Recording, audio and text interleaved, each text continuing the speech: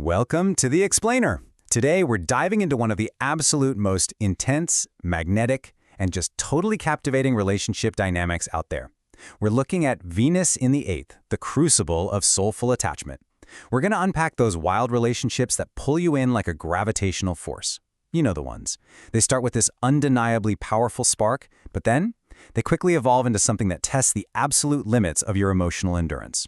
So, if you've ever felt like a relationship was literally the most incredible thing you've ever experienced, but also completely exhausting at the exact same time, well, you are in the right place.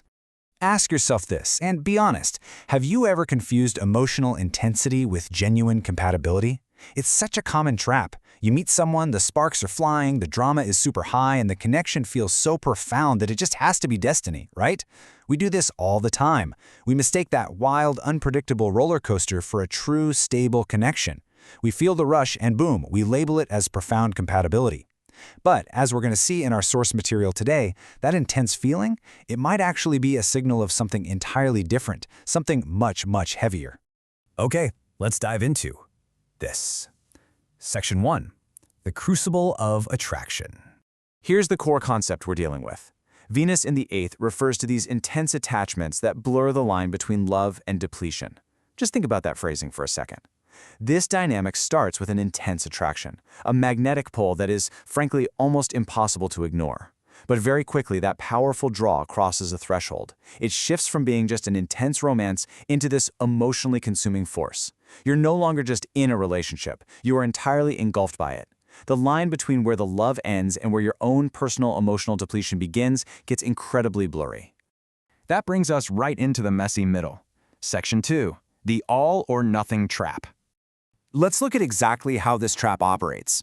First off, that intense attraction we just talked about, it quickly becomes consuming.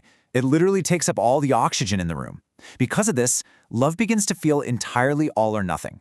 There's no casual middle ground here. You are either 100% intertwined with this person or you are deeply disconnected. No casual Tuesdays, as they say. And because it's all or nothing, it becomes incredibly difficult to maintain any sort of emotional balance. You lose your footing, making it remarkably hard to keep a healthy distance. Your boundaries just dissolve, and suddenly, you really can't tell where your emotions end and your partners begin. Now, what's really interesting about this slide is how it frames our central conflict. Section 3, Intensity versus Compatibility. The source text validates exactly why these relationships are so hard to navigate. It points out that emotional intimacy often feels transformative, but it can also become overwhelming over time. It feels transformative because it is deep. You're sharing secrets, baring your soul, and it really feels like you're fundamentally changing as a person. That's the intensity part. But the weight of that constant transformation, it is heavy. Over time, that exact same intimacy that felt like this incredible spiritual awakening starts to feel crushing, overwhelming. The very thing that drew you in becomes the thing that's suffocating you. Let's look at how this builds into a really tricky internal landscape. In these dynamics, you often attract partners who act as mirrors for your deepest internal programming. So when your deep desires are triggered by this intense connection, it often surfaces as jealousy. When your deep fears are poked, maybe fears of inadequacy or abandonment, the reaction is possessiveness.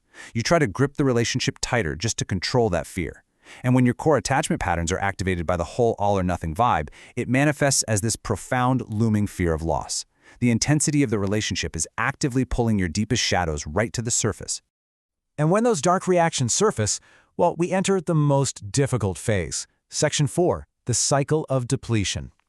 The text points out a really crucial trap here. Relationships develop strong dependency patterns, where separation feels harder than expected.